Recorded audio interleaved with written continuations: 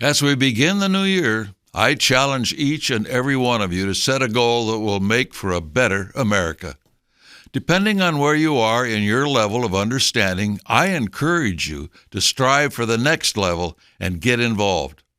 I say this because more and more conservative leaders and pundits are talking about preserving our democracy, or that our democracy is in trouble. In fact, there are more accusations on both sides of the political spectrum that democracy is under attack and that we are in danger of losing our democracy. Let me make somewhat of a shocking statement. When the left uses the term democracy, they are using it correctly.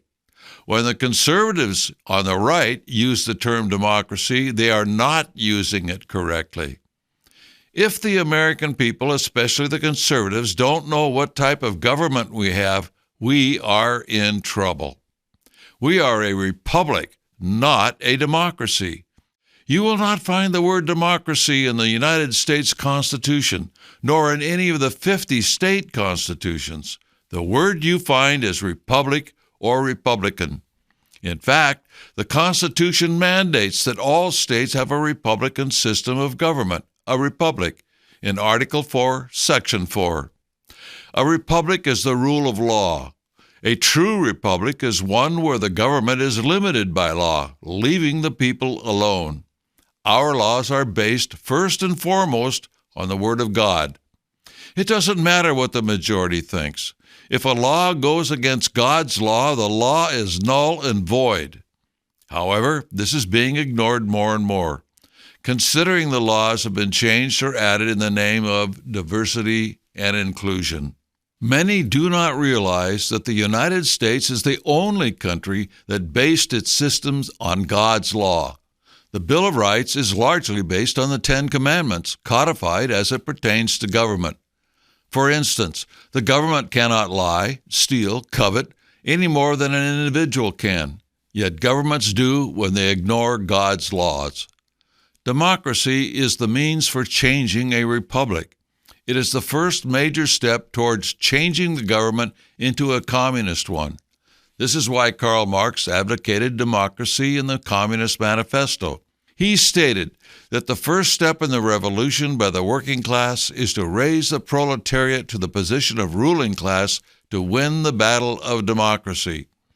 He knew that if the Marxist leaders controlled the thinking process of the people, they could overcome a republic and thereby establish their rule. So when the American left talks about a democracy, they're talking about creating a system that will facilitate overthrowing our republic. A system of majority rule that will then be used by the media and others to get the majority of the people to agree to changes. This all leads to communism. When the American right talks about democracy, they are simply playing into the hands of the Marxists. Most people cannot extend the lines. There are certain changes that can appear innocent until it takes on a life of its own to where it becomes unbearable. For instance, in the late 1930s, the idea of Social Security was a simple means to help the elderly in their retirement. Today, it has become the foundation for controlling nearly everything. Did you know that when Social Security began, the card stated on there that it was for Social Security purposes only, not for identification? This is definitely not the case today. You can't do anything without your Social Security number. The deterioration of morality in the name of inclusion and tolerance is an important issue, since the preservation of our republic depends on the moral basis of the people. Part of this moral base is the inclusion of individual and civic responsibility. Without it, civilization deteriorates and dies.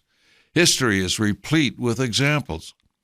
Democracy is based primarily on the greed of the people, expressed in the Ten Commandments as coveting, thou shalt not covet. The Marxist uses this covetousness as a means to get people voting for government handouts and government solutions, which lead to putting more and more power in the hands of the government leaders. Marx called for the proletariat to win the battle of democracy. He knew the communists could use this to change a stable government into an unstable one, which they then could rule.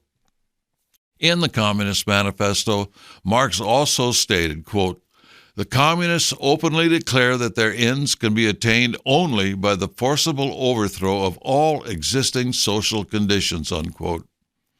Conservatives should talk about protecting and preserving our republic and not use the term democracy. Our founders knew history, and they chose to give us the rule of law in a republic, not the rule of majority in a democracy. For as John Adams stated in the beginning of our country, quote, "Democracy never lasts long. It soon wastes and exhausts and murders itself. There never was a democracy yet that did not commit suicide," unquote. To learn more about this, go to shopjbs.org and order the Republics and Democracies booklet, or download the Republics and Democracies reprint. You'll get a more comprehensive look at what the differences are between the two systems of government.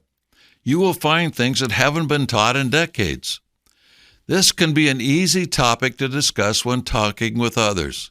I like to remind people that when we stand and pledge allegiance to the flag, we are pledging allegiance to the republic for which it stands. And then ask them if they can find the word democracy in their state constitution, or better yet, our national constitution. Most often, this is when the light bulb turns on and they're hungry for more. Make the most of 2024.